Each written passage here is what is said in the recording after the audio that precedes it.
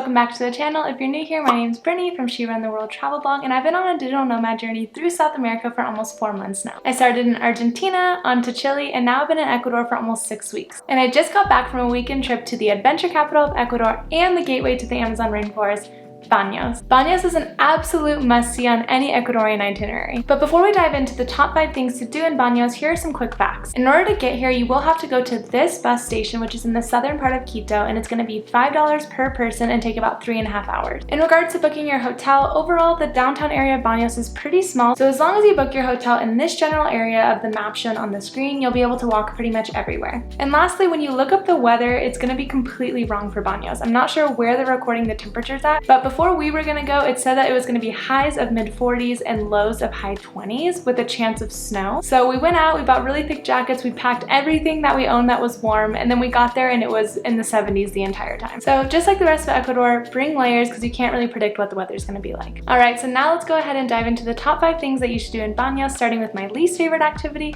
all the way up to my favorite activity. Number 5 is to bike the waterfall route.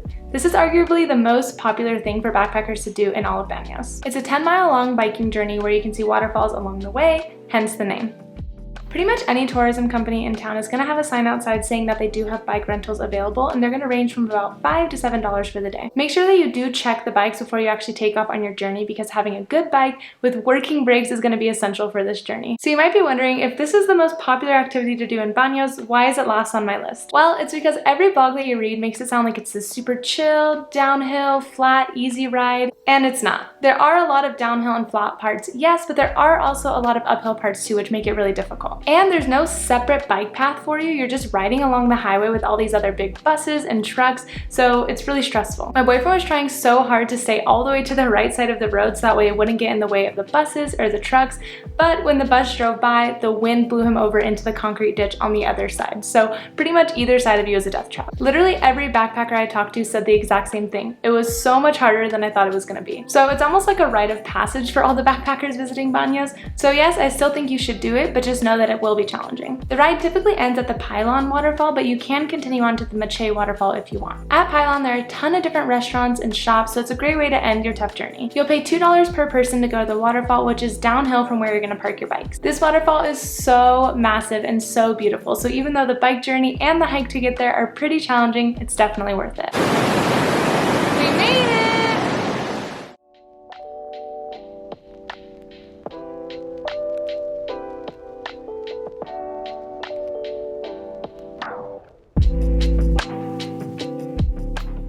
And from Pailon, you can pay $3 per person to one of the many trucks that are sitting there waiting, and they'll take you and your bike back to Banos.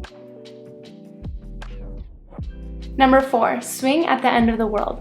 Try to pick the clearest day for this activity so you have a chance of seeing the Tungurahua volcano. There are 3 buses heading every day to the Casa del Arbol, which is where the swing at the end of the world is, at 11 a.m., 2 p.m., and 4 p.m. You can catch the bus on the corner of Pastaza Ave and Luis A. Martinez Ave. There is no actual bus stop, but you will see a bus just waiting there. The total journey takes about 40 minutes and it's $1 per person. Once you get there, you'll pay a $1 entrance fee, and from there you can explore the grounds. Obviously, the most popular thing to do here is a swing at the end of the world, so hopefully there are some workers there that will push you crazy high so you get some awesome photos of you floating above Tungurahua volcano. It's honestly such a cool experience, even though it is a bit touristy. The views are insane and it's a great little adrenaline rush. Other than that, there are a few other swings around the property, some great photo spots with some photo props, and a small zip line.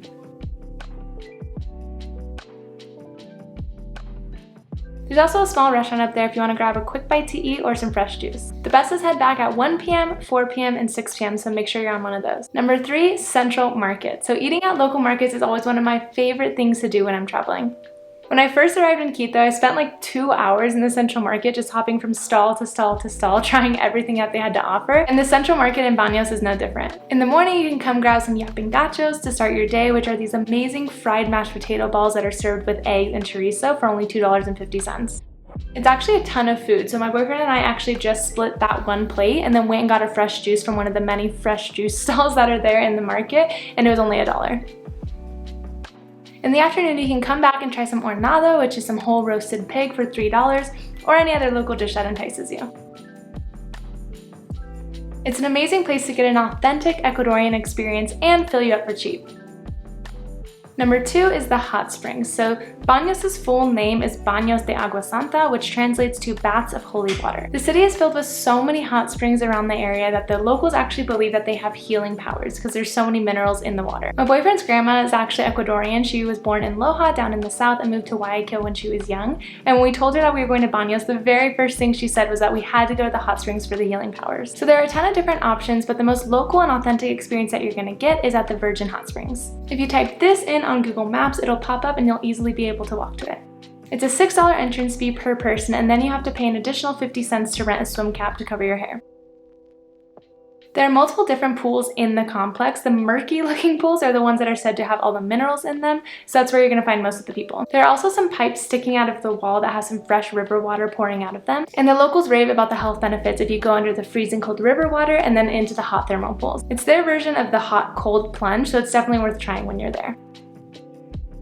And my favorite activity in all of Banos, whitewater rafting. So Banos is nicknamed as the adventure capital of Ecuador, so pretty much any adrenaline-seeking activity you want to do can be done there. We chose to do whitewater rafting as our adrenaline activity, and it was absolutely amazing. You can book through any tour agency when you arrive, and it'll be $25 per person, which includes obviously the whitewater rafting, transport, gear, everyone gets a wetsuit, a helmet, and some water shoes, lunch, and photos and videos of your experience. It's a pretty sweet deal. You can choose either the lower or the upper class rapids. We chose the upper class rapids, which were mostly class 3 the entire time with a few class 4 rapids thrown in there. I've gone whitewater rafting before in Costa Rica and in Oregon, and this one was awesome. The rapids weren't too crazy or intense, but just intense enough to keep your adrenaline pumping, make it super fun, and the views the entire way were incredible. If you don't believe me, we were on a boat with 5 professional whitewater rafters, literally professional. 40 years ago, they started their own whitewater rafting company in Northern California, and they travel all over the world doing different whitewater rafting excursions to check off their rafting bucket list. And even they said it was so awesome. They said a lot of rivers that they go rafting on have really intense rapids and then calm periods. Intense rapids and calm periods, and keep switching off like that. But this one was pretty constant. No calm periods at all, just steady rapids the whole way. So there you have it, the top 5 things to do in Banos, Ecuador. If you've been to Banos before, make sure to comment below. Do you agree with the list? Would you swap some things out? I'd love to hear. And if you're planning on going to Banos, ask me anything in the comments below. I'd love to help you plan the most amazing trip. If you found this video helpful, please hit that like button. And don't forget to subscribe so you don't miss out on any upcoming videos as I continue my digital nomad journey through South America.